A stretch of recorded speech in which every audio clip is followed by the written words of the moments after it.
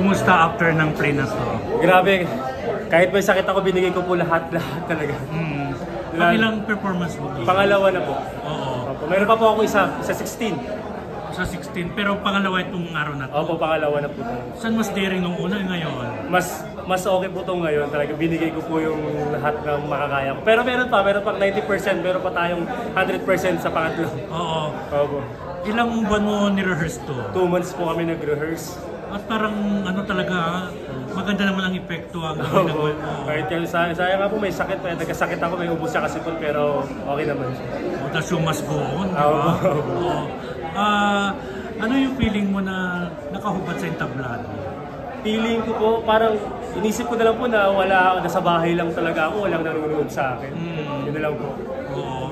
Saan yung pinaka-favorite mo doon sa linyaan mo sa ano? Yung ano po, yung mga yung sa pare-pare, tapos yung mga kay Tito Rodel. Nakakatawa kasi si Tito Rodel talaga kasi parang yung manager ko talaga yung kausap ko. Oo. So, kailan ulit ang next ano mo? 16 po. August 16? Oo, 16. Last na po yun, last show ko na po yun. Oo. So, mas grabe pa ba ipapasilip mo? Ito parang 4 na pasilip eh. Meron pa po yan, meron pa, mas depende pa sa magiging mangyayari sa 16. Kumusta pala si Direk sa pag-leader sa'yo ng play na to? Stricto ba siya? Si Direk, sobrang galing ni Direk kasi ako, probinsyano po talaga akong tao. May punto po talaga ako. Kinuklear po talaga lahat ni Direk. Bulol po talaga ako pero tinulungan po ako ni Direk. Sabi niya, ganito lang ang gawin mo para mawala yung pagkabulol mo. Ganito lang yung isipin mo. Magaling din po yung director namin. Talagang ano natutunan mo sa istorya ni Dante Balboa? ang dami, sobrang dami. Huwag ka magtitiwala ka agad.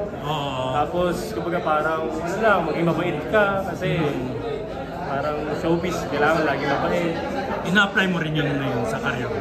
Na-apply po kasi mabait naman po ako sa lahat ng bagay. In fairness naman, diba? Oo. So, sa palagay mo, kinabog mo lahat yung mga nagbida dito sa 8,000 piso dahil ikaw rin pinakamatapang.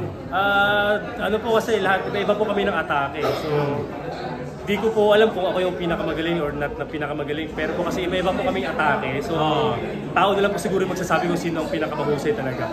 Pero ikaw ang pinakamatapang talaga. Oo. Yun. So, congrats ha. Thank you po. Okay, thank you. Thank you dito.